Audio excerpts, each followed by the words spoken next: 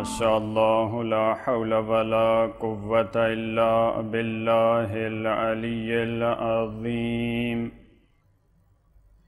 اعوذ باللہ من الشیطان الرجیم، بسم اللہ الرحمن الرحیم۔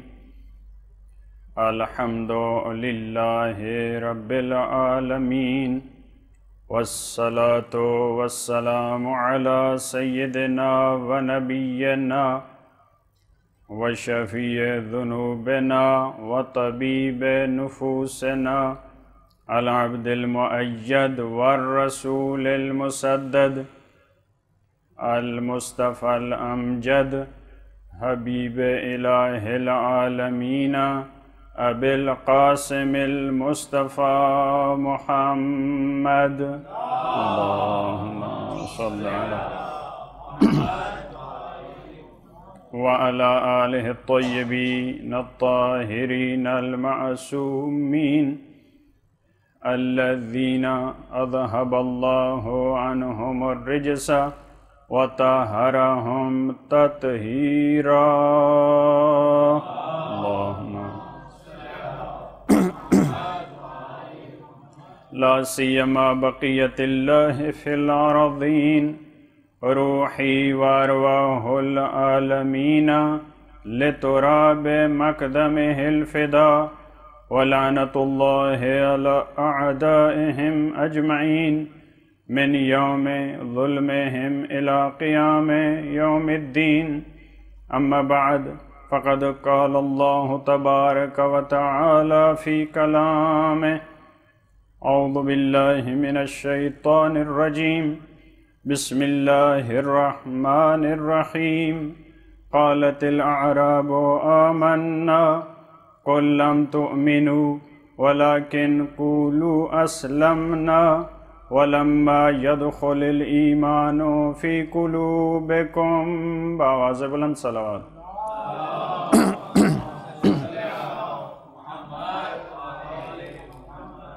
قرآنی آیات کی روشنی میں حقیقی مومن ہے وہ ایمان لانے کے بعد اس کو شک اور شبہ کی بیماری لاحق نہیں ہونی چاہیے۔ اگر اس کے عقیدے کو شک کی روحی بیماری لگ جائے تو وہ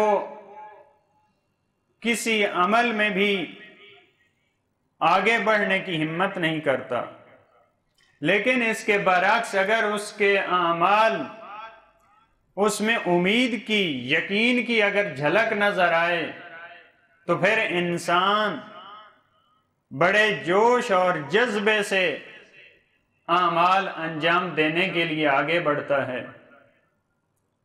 دیکھیں، جب مجھے شک ہے کہ مجلس میں آنے کا ثواب ملے گا یا نہیں، تو جب ادھر مجھے شک ہے تو میرا آنا بھی پھر 50-50 ہو جائے گا۔ میں کہوں گا کہ پھر کبھی چلا جاتا ہوں، کبھی نہیں جاؤں گا، کیونکہ مجھے شک ہے۔ جب میں منزل یقین پہ فائز نہیں ہوں، جہاں سے کوئی چیز ملنا آپ کے لیے یقینی نہیں ہوتا، جب وہاں 50-50 ہے تو وہاں آپ کے عمل، آپ کے جانے کی کیفیت، اس پہ بھی یہ چیز اثر انداز ہوتی ہے۔ اگر مجھے یقین ہو کہ مجھے وہاں پہ ثواب ملنا ہے، اگر مجھے یقین ہو کہ وہاں جانے سے کچھ ملنا ہے، وہ ثواب ضروری نہیں وہ دنیا کی کوئی چیز ہو، وہاں جانے سے مجھے پیسے ملیں گے، وہاں جانے سے مجھے لنگر ملے گا، یہ بھی ہوتا ہے۔ جب لنگر کا ملنا 100% ہو تو پھر وہاں پہ شرکت بھی 100% ہوتی ہے۔ جہاں لنگر کا ملنا 50-50 ہو، وہاں پھر تعداد اس میں بھی کمی آ جاتی ہے۔ دنیاوی معاملات میں انسان کی طبیعت ایسے ہے، انسان کا مزاج ایسے ہے، جہاں پہ وہ یقین کی منزل پہ نہیں پہنچتا، وہاں اس کے اعمال میں بھی سستی کی جھلک نظر آتی ہے۔ لہذا قرآن کریم نے فرمایا انما المؤمنون الذین آمنوا باللہ ورسولہ ثم لم یرتابوا حقیقی مومنین وہ ہیں جب وہ اللہ پہ، جب رسول پہ ایمان لاتے ہیں تو پھر ان کے دلوں میں شک نہیں رہتا، وہ ایمان لانے کے بعد منزل یقین پہ فائز ہوتے ہیں۔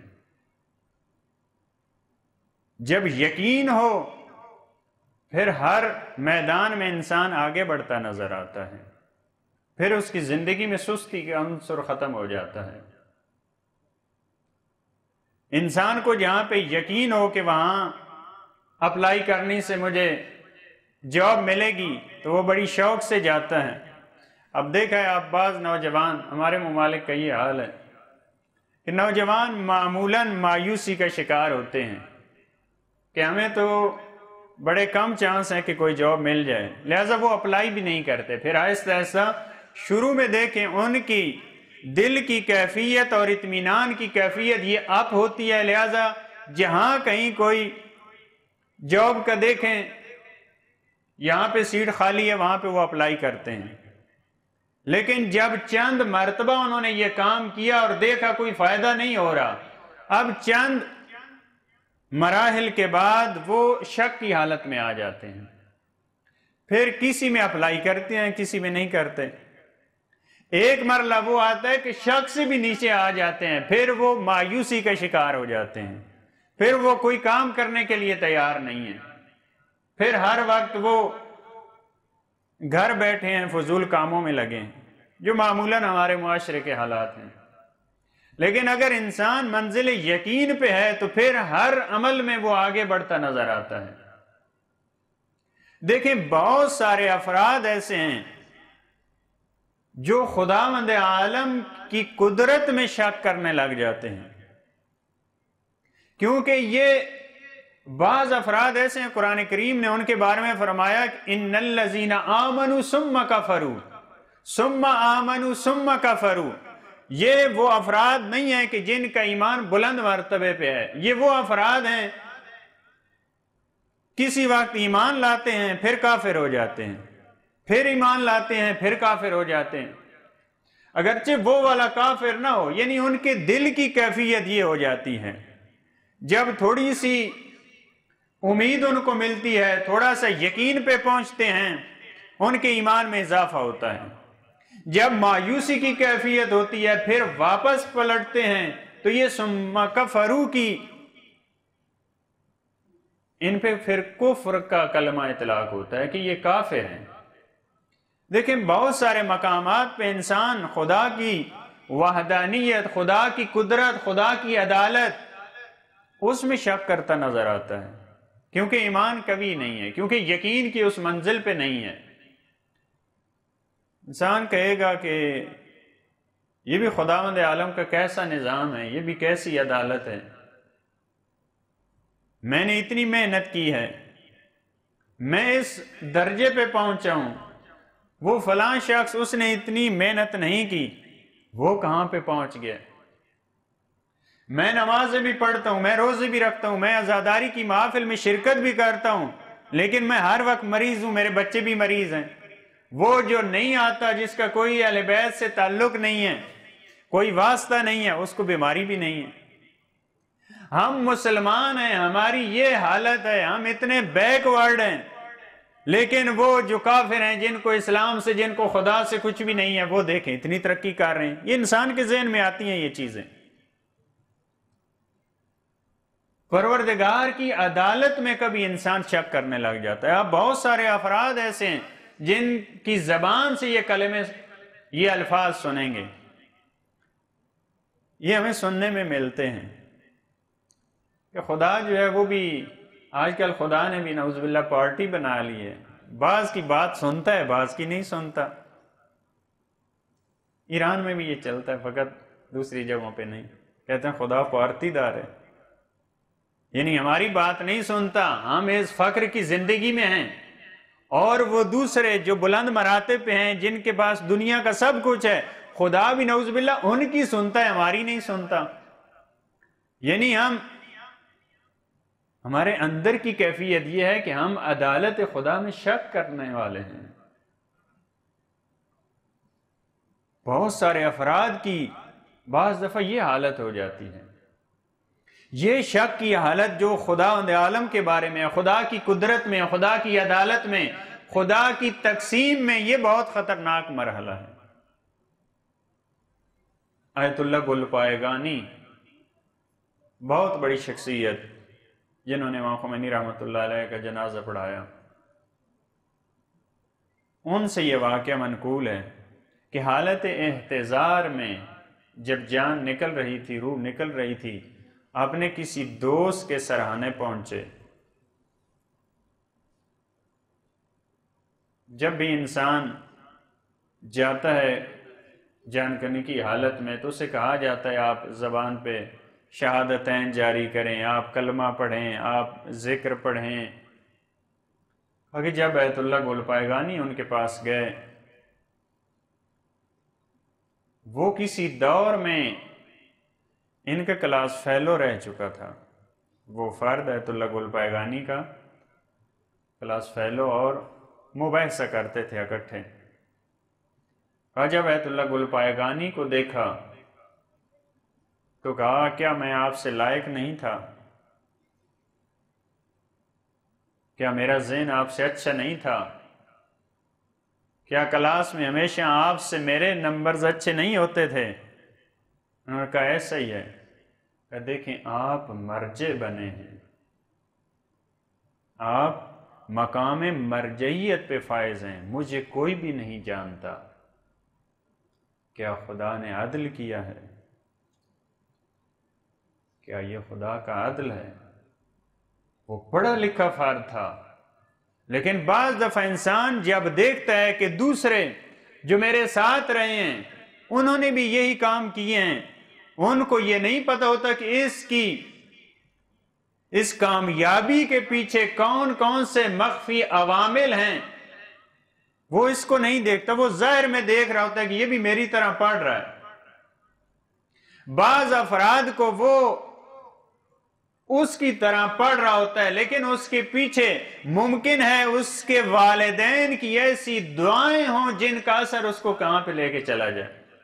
یہ ظاہر میں ایسے کچھ بھی نہیں کر رہا، لیکن اس کے ساتھ ایسے افراد کی دعائیں ہیں، پروردگار عالم کی طرف سے اس کو ایسی توفیق مل رہی ہے کہ یہ آگے بڑھ رہا ہے روز بروز، لیکن اس سے اچھا پڑھنے والے وہ آگے نہیں بڑھ پا رہے۔ کہا کہ اس نے یہ کلمات اور شہادتین بھی زبان پہ جاری نہیں کیے، جب قرآن دیا گیا اس کو قرآن سائڈ پہ رکھ دیا۔ بعض دفعہ انسان اس مرحلے پہ پہنچ جاتا ہے، اسے یہ ہوتی ہے کہ میں نے اتنی محنت کی ہے، میں اتنا پڑھا لکھا ہوں، لیکن میں کہاں پہ کھڑا ہوں؟ میں نمازی ہوں، میں عبادت گزار ہوں، لیکن ہر وقت کبھی میں مریض ہوں، کبھی وائف مریض ہے، کبھی بچے مریض ہیں۔ اس کے ذہن میں یہ ہوتا ہے کہ جو انسان بھی ایمان لاتا ہے، جو اچھے کام کرتا ہے، اس کی زندگی بالکل صحیح ہوتی ہے، اس کو کوئی مشکل پیش نہیں آتی۔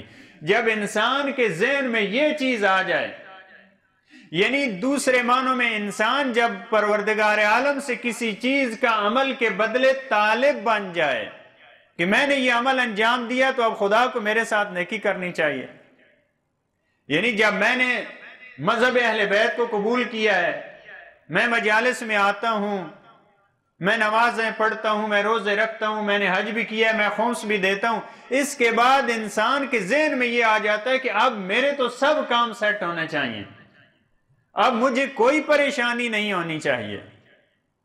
یعنی یہ چاہ رہا ہے کہ اب خدا کا نعوذ باللہ حق بنتا ہے کہ میرے ساتھ یہ کام کرے، طالب ہو جاتا ہے انسان۔ یہ بہت سارے افراد کی یہ حالت ہوتی ہے۔ اس کے ذہن میں یہ ہوتا ہے کہ فقط یہ مشکلات، مصیبتیں یہ ان پہ ہوتی ہیں جو خدا سے دور ہوتے ہیں، لیکن اس چیز کو نہیں سمجھتا۔ ہماری روایات میں فرمایا بہت ساری مشکلات ایسی ہیں جو ہم اپنے چاہنے والوں کو دیتے ہیں۔ ساری مشکلات، ساری پریشانیاں، مصیبتیں یہ انسان کے اپنے گناہوں کی وجہ سے نہیں ہیں، اعمال کی وجہ سے نہیں ہیں۔ فرمایا البلاء للولاء، ہم محبت کی خاطر ہم چاہتے ہیں یہ ہمارے اور قریب آئے تو ہم اسے یہ تکلیف دیتے ہیں۔ بعض دفعہ خود خدا کی طرف سے ایک مصیبت کا آنا ممکن ہے وہ انسان کے لیے رحمت کا باعث ہو، اس سے پہلے انسان خدا سے دور ہو رہا ہے، جو ہی وہ مشکل آتی ہے پھر انسان واپس پلٹتا ہے۔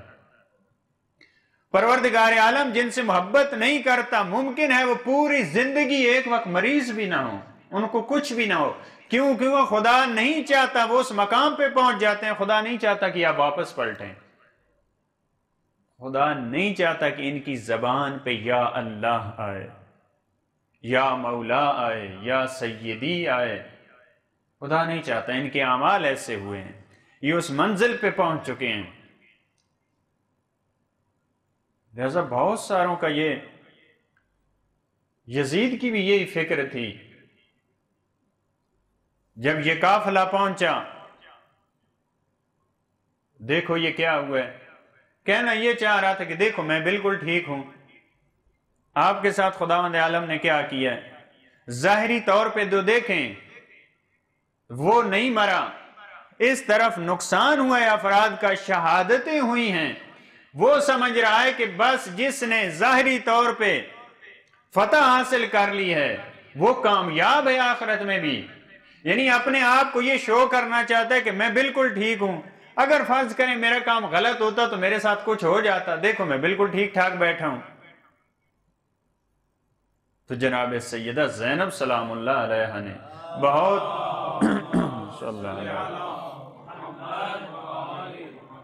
بہت خوبصورت قرآن کی آیت فرمایا، وہ لوگ جنہوں نے کفر اختیار کیا وہ یہ نہ سمجھیں کہ وہ اچھا کام کر رہے ہیں، انہوں نے اچھے کام کیے ہیں، وہ بہت اچھے ہیں، یہ ان کو جو ڈھیل ملی ہے یہ ان کے اچھے کاموں کی وجہ سے نہیں ہے، ان کو کچھ بھی نہیں ہو رہا۔ یہ ایسا نہیں ہے کہ پروردگار عالم ان سے راضی ہے، بلکہ خداوند عالم چاہتا ہے لِيَزْدَادُوا إِثْمًا، اس لیے میں ان کو مہلت دیتا ہوں کہ ان کے گناہ اور زیادہ ہو جائیں۔ اگر میں ابھی سے اس کو پکڑوں تو یہ پہلی سیڑھی سے گرے گا، میں چاہتا ہوں یہ 1000 سیڑھی طے کر کے 1000 زینوں پہ اوپر چلا جائے تاکہ میں اس کو وہاں سے پھینکوں۔ کبھی خداوند عالم یہ چاہتا ہے، یہ نافرمانی کی معصیت کی سیڑھیاں چڑھتا چڑھتا چڑھتا عروج پہ چلا جائے، خدا چاہتا ہے کہ وہاں سے اس کو گرائے۔ پہلی سیڑھی سے گرنے سے انسان کا اتنا نقصان نہیں ہوتا، انسان کی موت واقعہ نہیں ہوتی، انسان کی ہلاکت یقینی نہیں ہوتی، لیکن جب آپ آخری زینے پہ چلے جائیں وہاں سے اگر آپ گریں تو پھر انسان کی زندگی اور انسان کے بچنے کے چانس نہیں ہوتے۔ لہذا انسان یہ سمجھے اگر مجھ پہ مشکلات آ رہی ہیں تو پروردگار عالم نے مجھ کو منتخب کیا ہے ان کاموں کے لیے۔ وہ اگرچہ کوئی اچھی مثال نہیں ہے، کہا کہ جب فارسی میں معروف ہے، اب نہیں معلوم ادھر ہے یا نہیں اردو میں، کہا کہ جب یہ مجنون دودھ لینے گیا تو لیلا نے اس کا برتن توڑ دیا، اس کو نہیں دیا، اس سے نفرت تھی اس کو۔ لوگوں نے کہا دیکھو تمہارے ساتھ اس نے کیا سلوک کیا ہے، اس نے کہا نہیں، اس کی مجھ پہ خاص نظر ہے، دوسروں کے برتن کو نہیں توڑا، فقط میرے برتن کو توڑا ہے۔ ہم خدا کے بارے میں یہ نہیں، اگر مجھ پہ مصیبت آئی ہے میں کہوں، اگر مجھ پہ مشکل آئی ہے میں کہوں خدا نے مجھ کو دیکھا ہے، مجھ کو خدا اپنے قریب کرنا چاہ رہے، اس لیے مجھے پریشانی دی ہے، دوسروں کو نہیں دی۔ میں یہ کیوں کہوں خدایا تجھے کوئی اور نہیں ملا، میں ہی ملا تھا تجھ کو۔ ہماری زبان پہ یہ ہوتا ہے کہ خدایا اور افراد نہیں تھے، میں ہی ملا ہوں، یہ ساری مشکلات یہ ساری سختیاں مجھ پہ ڈال دی ہیں۔ لہذا کبھی انسان خدا کی عدالت میں شک کرنے لگ جاتا ہے، توحید میں شک کرنے لگ جاتا ہے۔ خود شک کرنا یہ بری بات نہیں ہے، شک میں رہنا بری چیز ہے۔ ممکن ہے ایک انسان نے خدا ہے کہ نہیں ہے، خدا عادل ہے کہ نہیں ہے، خدا قادر ہے یا نہیں ہے، یہ شک اس کو اس بات کی طرف لے جائے کہ وہ یقین کی بلند ترین منازل پہ فائز ہو جائے۔ بعض دفعہ ایسے ہوتا ہے ایک آپ کے ذہن میں سوال آتا ہے، لیکن یہی سوال اس کے جواب کی آپ نے کوشش کی ہے، وہیں رکے نہیں آپ، لہذا یہ آپ کو بہت بڑے مراحل تک لے کے جاتا ہے۔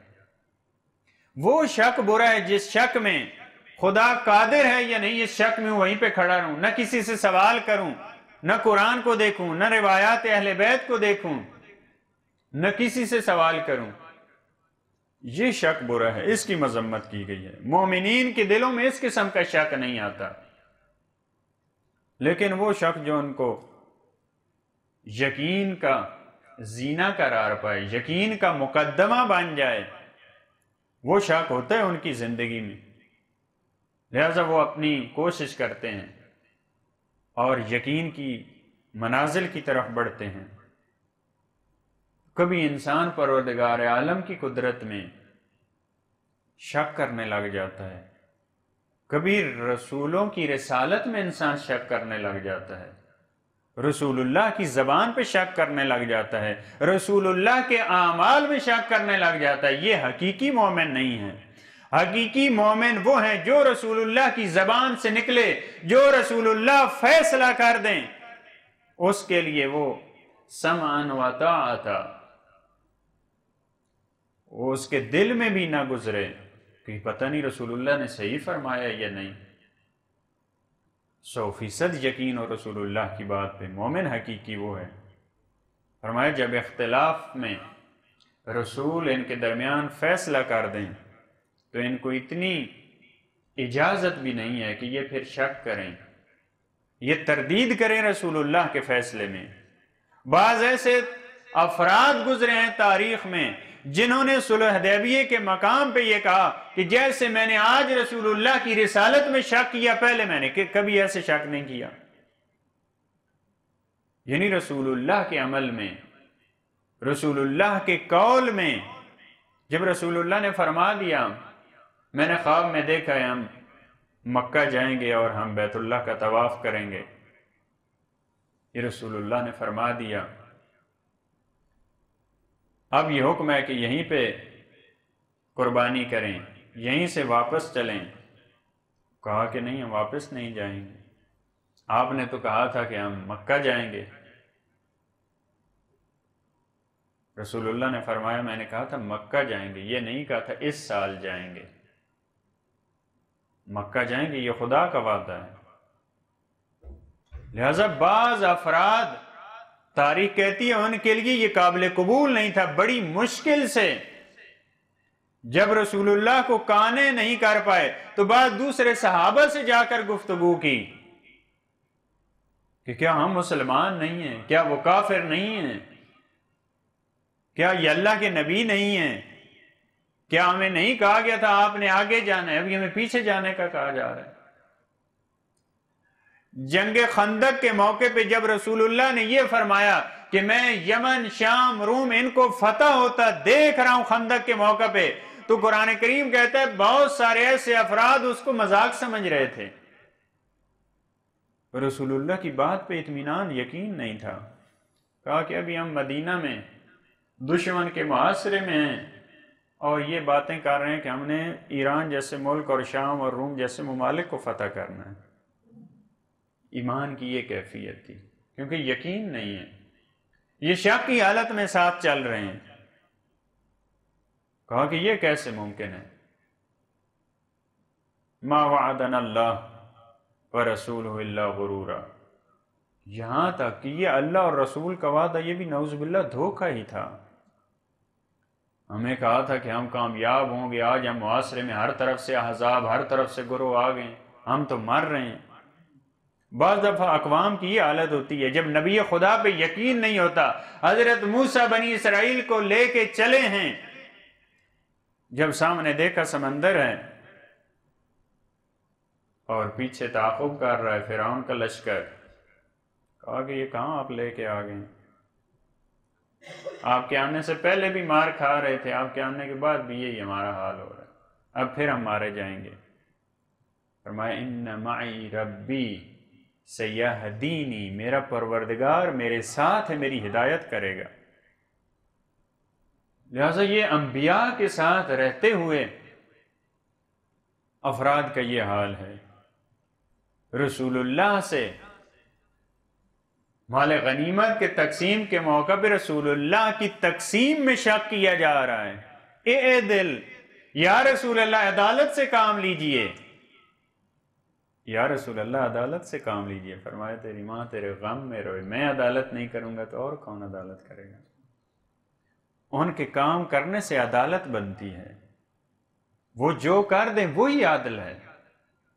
لہذا یہ رسول اللہ کے ساتھ ہیں لیکن منزل یقین پہ نہیں ہیں۔ لیکن کچھ ایسے مومنین ہیں، وہاں پہ کہہ رہے ہیں صلح حدیبیہ کے مقام پہ، وہ ایسے صحابہ ہیں، ایسے مومنین ہیں جو یقین کی منزل پہ نہیں ہیں۔ وہ کہہ رہے ہیں ہم نے جیسے آج شک کیا ان کی رسالت میں، ایسے کبھی نہیں کیا۔ اور ایک ایسا مومن بھی ہے جس کی زبان پہ یہ کلمات ہیں، ما شککت فی الحق کے مذ اریت، جب سے مجھے حق دکھایا گیا اس وقت سے میں نے حق میں کبھی شک نہیں کیا۔ یہ مولا کائنات، یہ بھی ایمان کی بلند ترین سطح ہے۔ فرمایا جب سے مجھے حق دکھایا گیا میں نے کبھی حق میں شک نہیں کیا۔ رسول اللہ کی بات پہ، رسول اللہ کی زبان کے الفاظ پہ یقین تھا مولا کائنات کو۔ جب حاتب ابن ابی بلتع نے لیٹر دے کے بھیجا مدینہ سے مکہ کی طرف ایک خاتون کو کہ رسول اللہ آپ پہ حملہ کرنے والے ہیں، فتح مکہ کی مخبری کی اس نے، رسول اللہ نے مولا کائنات اور چند صحابہ کو حکم دیا کہ فلاں جگہ پہ خاتون جا رہی ہے، اس کے پاس لیٹر ہے جو کفار مکہ کو دینا چاہ رہی ہے، وہ لیٹر لے کے آئیں۔ جلدی سے آئے مولا کائنات، ساتھ چند صحابہ ہیں، اس خاتون کو روکا ہے کہ جو لیٹر لے کے جا رہی ہو کفار و مشرکین مکہ کے پاس، وہ مہربانی کر کے دے دیں۔ کہا کہ میرے پاس کوئی لیٹر نہیں ہے، میرے پاس بالکل لیٹر نہیں ہے۔ سارے سامان کی تلاشی لی، خط نہیں نکلا۔ صحابہ نے کہا واپس چلیں۔ اس کا مطلب کیا ہے؟ مولا کائنات نے فرمایا رسول اللہ نے کہہ دیا خط اس کے پاس ہے۔ جب رسول اللہ کی زبان سے یہ جملے نکلے ہیں کہ وہ خط لے کے جا رہی ہے، فرمایا ہر حال میں کوئی بھی صورت ہو جائے خط اس کے پاس ہے۔ مولا کائنات نے تلوار نکالی اس خاتون کو ڈرانے کے لیے۔ جب تلوار نیام سے نکالی کہ میں تیرا سر قلم کر دوں گا وگرنہ وہ خط میرے حوالے کر دے، اس وقت خط نکال کے دیا، کیونکہ رسول اللہ کی زبان پہ یقین تھا۔ وَمَا يَنْتِقُ عَنِ الْهَوَىٰ إِنْ هُوَ إِلَّا وَحْيٌ يُوحَىٰ، کیونکہ یہ ایسے مومنین کی صف ہے جن کا یہ نظریہ ہے کہ رسول اللہ کی زبان پہ جو کلمہ آتا ہے وہ وحی الہی سے آتا ہے۔ لیکن اس کے مقابل میں ایک ایسا گروہ ہے جن کے ایمان میں کیونکہ شک اور ریب داخل ہے، ان کے بارے میں یہ رسول اللہ ہماری طرح کے ہیں۔ اور بعض تواریخ میں یہ ہے افسوس کے ساتھ کہ بعض نے یہ کہا رسول اللہ ہماری طرح کے ہیں، کبھی وہ بات ٹھیک کہتے ہیں کبھی غلط کہتے ہیں، لہٰذا ان کی ہر بات کو نہ لکھا جائے، ان کے اقوال کو نہ لکھا جائے۔ جیسے ہم ہوتے ہیں کبھی بات ٹھیک کرتے ہیں کبھی غلط کرتے ہیں، ہماری ہر بات تو نہیں لکھنے کی ہوتی۔ لیکن مومنین کا ایسا گروہ جن کو 100% یقین تھا، جب انسان یقین کی منزل پہ آ جاتا ہے پھر وہ نہیں دیکھتا کون سی مشکلات اس کے سامنے ہیں، لیکن جب وہ شک میں ہے، چاہے وہ توحید میں ہے چاہے وہ رسالت میں ہے، رسول اللہ کی کلمات اور احادیث اور الفاظ کے بارے میں شک ہے، پھر انسان آگے نہیں بڑھتا، پھر انسان جان نہیں دیتا، پھر انسان قربانی نہیں دیتا۔ قربانی وہ دیتے ہیں جو منزل یقین پہ فائز ہوں۔ جن کو یقین نہیں ہے، جو ہیں شک کی منزل پہ، تبھی تو جب کسی خارجی کو خوارج میں سے مولا کائنات کو بتایا گیا وہ نماز شب پڑھتا ہے، زیدی صاحب نماز بھی نہیں، نماز شب، بعض ان کی خصوصیات ظاہر میں کتنی اچھی ہے خارجی لیکن نماز شب پڑھتا ہے۔ مولا نے فرمایا صلاۃ فی شک نوم علی یقین خیر من صلاۃ فی شک، یہ جو شک کی حالت میں نماز شب پڑھ رہا ہے اس سے بہتر ہے یقین کی حالت میں سو جائے۔ بعض ایسے افراد ہوتے ہیں جب رسول اللہ پہ نہیں ہے ایمان، جب ولایت اور امامت پہ، جب اہل بیت پہ نہیں ہے صحیح طرح سے ایمان، لیکن نماز شب پہ بڑا زور ہے، نمازوں پہ زور ہے، روزے پہ زور ہے، حج بڑی شدت سے جا رہا ہے، حدت سے جا رہا ہے، کوئی حج مس نہیں ہوتا۔ ایسے افراد کے لیے مولا نے فرمایا کہ یہ سو جائیں تو بہتر، اپنی نیند بھی خراب کرتے ہیں۔ بعض افراد ایسے گزرے ہیں جنہوں نے امامت میں شک کیا ہے، توحید میں شک ہو تو یہ بھی خطرناک ہے، رسالت میں شک اگر انسان کرے تو وہ بھی خطرناک ہے، کیونکہ یہ ایسی چیزیں جن سے ایمان وابستہ ہے۔ اگر انسان توحید کے کسی مرحلے میں، رسالت میں، امامت میں کہیں پہ شک کرے، اس کا مطلب ہے اس کا ایمان کمزور ہے۔ یہ ایسی بیماری ہے جو انسان کے ایمان کو کمزور کرتی ہے۔ لہذا بہت سارے افراد آپ نے دیکھے ہیں جنہوں نے امامت میں شک کیا ہے، مولا کائنات کے ساتھ ہیں جمل میں، لیکن دیکھا سامنے بھی بڑی شخصیات ہیں، ادھر مولا کائنات ہیں تو ادھر بھی بزرگ ہیں۔ مولا کے قریب آ کے کہا مجھے تو حق کا پتہ نہیں چل رہا، یعنی شک میں آ گیا، منزل یقین پہ نہیں ہے۔ مولا مجھے پتہ نہیں چل رہا حق کہاں پہ ہے۔ مولا نے فرمایا اعرف الحق تعرف اہلا، پہلے حق کی پہچان اور شناخت حاصل کر، اس کے بعد تمہیں اہل حق مل جائیں گے۔ مولا نے یہ نہیں فرمایا کہ میں نظر نہیں آ رہا تمہیں، میرے بارے میں رسول اللہ نے یہ فرمایا۔ مولا کہہ سکتے تھے میرے بارے میں یہ آیات ہیں، میرے بارے میں یہ روایات ہیں۔ مولا معیار دے رہے ہیں، کہیں بھی اگر تمہیں ہو جائے وہاں بھی شخصیت ہے، یہاں بھی، وہاں بھی اتنے بڑے افراد ہیں، یہاں بھی، وہاں بھی مولانا ہے، یہاں بھی مولانا ہے، تو اس شخصیات سے نہ دیکھو، حق کو پہچانو، پھر اس معیار پہ دیکھو پورا کون اتر رہا ہے۔ یہ معصومین نے بتائی علامت۔ لہذا بہت سارے افراد دیکھیں، چوتھے امام پہ رک جانا، چھٹے امام پہ رک جانا، ساتویں امام پہ رک جانا، آٹھویں امام پہ رک جانا، یہ کیا مسائل ہیں؟ کیونکہ امامت میں شک ہے۔ کتنے فرقے اس شک کی پیداوار ہیں، شک ہوا تو ایک فرقہ بن گیا، معصوم کی عصمت میں شک ہوا ایک فرقہ بن گیا، معصوم کی امامت میں شک ہوا ایک فرقہ بن گیا، ایک مذہب بن گیا۔ لہذا یہ بہت بڑی بیماری ہے۔ اگر انسان کی زندگی میں شک آ جائے اور انسان اس شک میں رہے، اس سے نکلنے کی کوشش نہ کرے، پھر انسان اس کا ایمان کمزور ہوتا جاتا ہے، کمزور ہوتا جاتا ہے۔ لیکن جب انسان شک کے بعد یقین کی طرف بڑھے، کوشش کرے یقین حاصل کرنے کی، تو یہ بہت اچھا ہے، اس شک کی مذمت نہیں۔ لیکن وہ قرآن کریم نے کہا وہ شک کرنے والے کون سے برے افراد ہیں؟ فی ریبہم یترددون، جو اپنے شک میں ہی گھومتے رہتے ہیں، شک میں ہی آتے ہیں، شک میں ہی جاتے ہیں، ہمیشہ شک میں ہیں۔ فی ریبہم یترددون، وہ اسی میں مردد ہیں، نکلتے نہیں ہیں اپنے شک سے۔ جب اس کیفیت سے نکلتے نہیں ہیں تو پھر وہ مشکلات کھڑی کرتے ہیں۔ بعض دفعہ شیطان وسوسے کرتا ہے، کہا کہ نمازی عبادت گزار بہت عبادت کر رہا ہے، اس کے ذہن میں یہ وسوسہ آیا کہ میں اتنے عرصے سے عبادت کر رہا ہوں، کبھی میں نے خدا کی طرف سے کوئی پیغام نہیں سنا۔ شیطان نے اس کے دل میں یہ شک ڈالا، میں جو اتنی عبادتیں کرتا ہوں، کبھی میں نے نہیں سنا کہ خدا کی طرف سے ایک لبیک کوئی آواز مجھے سنائی دے، لہٰذا میری عبادتوں کو کوئی فائدہ نہیں ہے، رہنے دیں ایسی عبادت کے بغیر، اتنی زحمت کرتا ہوں، تکلیف اٹھاتا ہوں، لیکن کوئی نتیجہ نہیں مل رہا، کوئی تو پردہ ہٹتا تو مجھے بھی کوئی چیز دکھائی دیتی۔ تو جب سویا تو ایک نبی خدا اس کو خواب میں ملے، کہا تو کیا چاہتا ہے کہ نہ جو عبادتیں اپنی کر رہا ہے اس سے دیکھے تو در و دیوار تم سے باتیں کر رہے ہیں،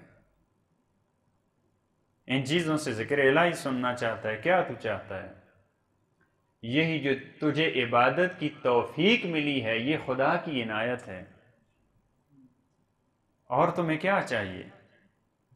یہ تو اس کے لطف و کرم سے مسلح عبادت پہ آ رہا ہے۔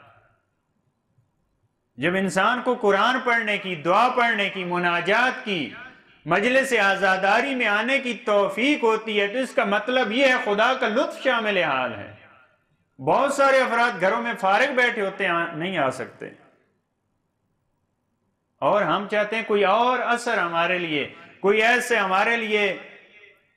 وہ مولا کائنات کی ہمت اور ان کا ارادہ، ان کی یقین کی یہ منزل تھی، لو کشف الغطاء مزددت یقینا، اگر سارے پردے ہٹا دیے جائیں تب بھی علی کے یقین میں اضافہ ہونے والا نہیں ہے۔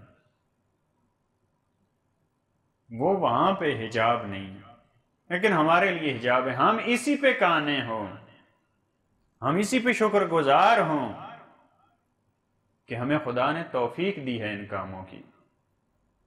لہذا منزل یقین پہ جو افراد آئے انہوں نے پھر اپنی جانوں کی پرواہ نہیں کی۔ جب انسان منزل یقین پہ پہنچ جاتا ہے اسے کہا جاتا ہے کہ جان بچا کے چلے جاؤ، وہ کہتا ہے میں نے جان کی قربانی دینی ہے۔ سید الشہداء نے شب عاشور شمع بجھا دی، یہ میرے خون کے پیاسے ہیں، آپ چلے جائیں، میں اپنی بیعت اٹھا لیتا ہوں۔ لیکن جو منزل یقین پہ فائز ہیں، جب مولا نے چراغ جلایا تو شمع بھی حیران ہے، میں ایک بجھی تھی یہ 72 جلنے لگ گئے، 72 کے سینوں میں آگ لگ گئی، تلواریں نیاموں سے نکال لی۔ مولا آپ نے ہمارے جانے کا نام کیوں لیا؟ ہم چاہتے ہیں اپنے سر اپنے تن سے جدا کر دیں، مولا جانے کا نام کیوں لیا ہے؟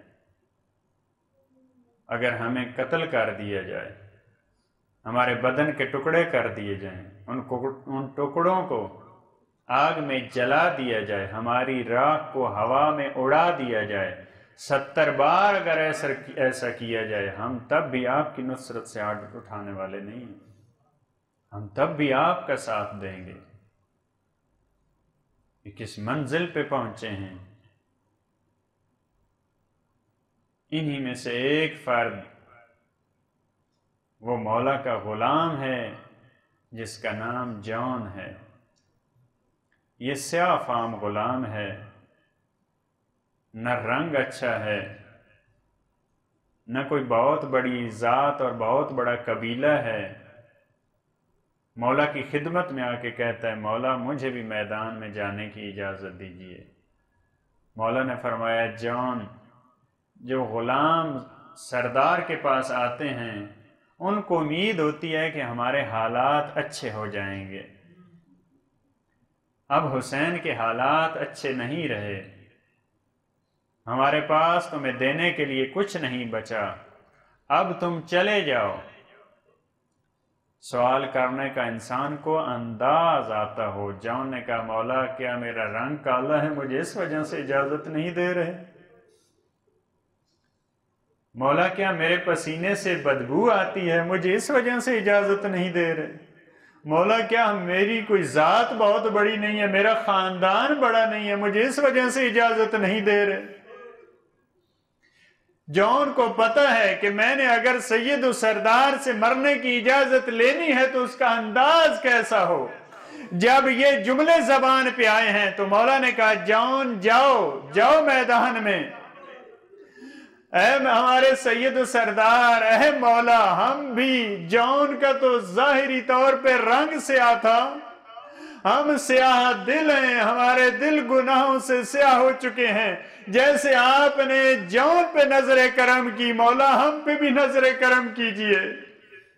فرمایا جون جاؤ۔ جون جب آیا ہے میدان میں، جنگ لڑتے لڑتے ایک بار جب جون کو ضرب لگی ہے، زمین پہ آیا ہے، تو بعض علماء نے یہ فرمایا کہ جون کو یہ امید نہیں تھی، کیونکہ میں غلام ہوں، وہ سید و سردار ہیں، میرے جنازے پہ مولا کہاں آئیں گے، ذہن میں یہی تھا۔ لیکن کہا جب جون نے آنکھیں کھولی تو کیا منظر دیکھا، جون کا سر مظلوم کربلا کی گود میں ہے۔ تبھی تو کہا جہاں علی اکبر کا سر تھا وہاں جون کا سر بھی، حسین کا زانو ہے مساوات کی دنیا۔ جہاں پہ علی اکبر کے سر کو رکھا، جہاں پہ عباس کے سر کو رکھا، اس سیاہ فام غلام کے سر کو وہیں پہ رکھا۔ جو وہ کہہ رہا تھا جون اس وقت، مولا نے وہی دعائیں کی۔